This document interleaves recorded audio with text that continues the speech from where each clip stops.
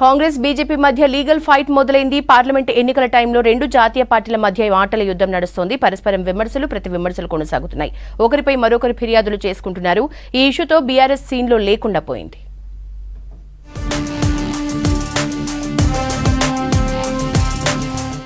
ఒక వీడియో రెండు జాతీయ పార్టీల మధ్య రచ్చకు దారితీసింది. మళ్లీ అధికారంలోకి వస్తే రిజర్వేషన్లు రద్దు చేస్తామని కేంద్ర హోంశాఖ మంత్రి అమిత్ షా చెప్పినట్లు వైరల్ అవుతున్న వీడియో దేశాన్ని కుదిపేస్తోంది. లోక్సభ ఎన్నికల ప్రచారంలో భాగంగా ఈ మధ్య సిద్దిపేటకు వచ్చారు అమిత్ షా. సభలో మాట్లాడుతూ కేంద్రంలో మరోసారి అధికారంలోకి రాగానే ముస్లిం రిజర్వేషన్లను ఎత్తివేస్తామని చెప్పారు. దీన్ని ఎడిటింగ్లో ఎస్సీ, ఎస్టీ, ఓబీసీ రిజర్వేషన్లు రద్దు చేస్తామన్నట్లు క్రియేట్ చేశారు. ఈ వీడియో వైరల్ అవ్వడంతో దేశవ్యాప్తంగా బీజేపీపై విమర్శలు మొదలయ్యాయి. అమిత్ షా కమెంట్స్ ను ఎడిట్ చేసి కాంగ్రెస్ నేతలే వైరల్ చేస్తున్నారని ఆరోపిస్తున్నారు బీజేపీ నేతలు.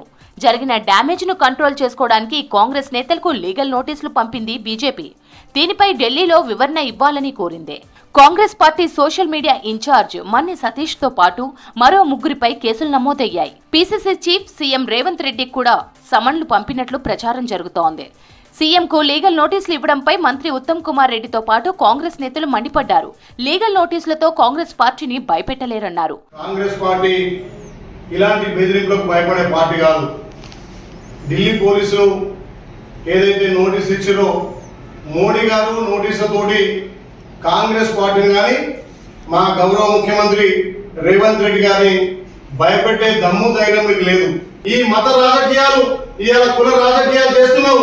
ఖచ్చితంగా మీ మీద పోరాడి మీ ఎప్పుడైతే రిజర్వేషన్లు ఎత్తేస్తున్నారో రేవంత్ రెడ్డి గారు గలం విప్పి అన్ని రాష్ట్రాల్లో బీసీ, ఎస్టీ, ఎస్సీలకు రిజర్వేషన్ ఉండాలని కొట్లాడుతుంది. కాబట్టి ఇవాళ మీ వణుకులో మీ వెన్నులో వణుకు పుట్టింది. కాబట్టి ఇవాళ ఢిల్లీ పోలీసులను అడ్డం పెట్టుకొని మళ్ళొక్కసారి నోటీసులతోటి భయభ్రాంతులు చేయాలని చూస్తున్నారు. బీజేపీ నోటీసులను లీగల్ గా ఎదుర్కోవడానికి కాంగ్రెస్ సిద్ధమవుతోంది. దీనిపై ఇప్పటికే పార్టీ నేతలతో సీఎం రేవంత్ రెడ్డి చర్చించినట్లు సమాచారం. ఏఐసీసీ నేతల దృష్టికి విషయాన్ని తీసుకెళ్లినట్లు తెలుస్తోంది.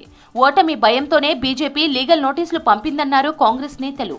ఫేక్ న్యూస్ ప్రచారానికి బీజేపీనే పెద్ద ఫ్యాక్టరీ అన్నారు సిడబ్ల్యూసీ శాశ్వత సభ్యులు గుర్దీప్ సపల్. కాంగ్రెస్ ఎప్పుడూ నిజాలు మాట్లాడుతుందని ఫేక్ వీడియో క్రియేట్ చేయాల్సిన అవసరం లేదన్నారు.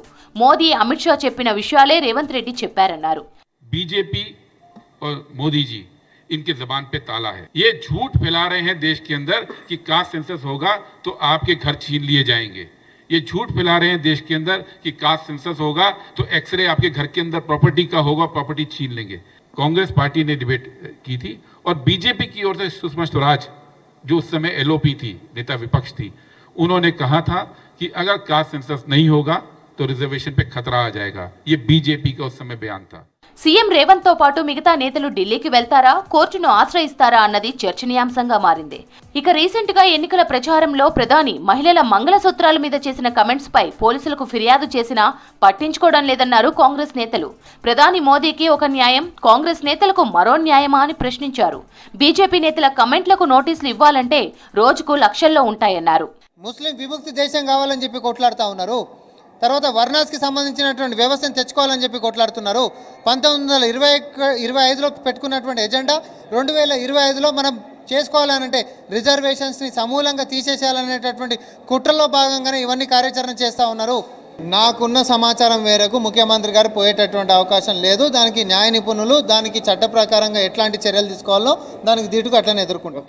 రిజర్వేషన్ల ఇష్యూపై కాంగ్రెస్, బీజేపీ మధ్య లీగల్ నోటీసులు, మాటల యుద్ధంతో ఎన్నికల్లో బీఆర్ఎస్ సైడ్ అయిపోయిందన్న ప్రచారం జరుగుతోంది.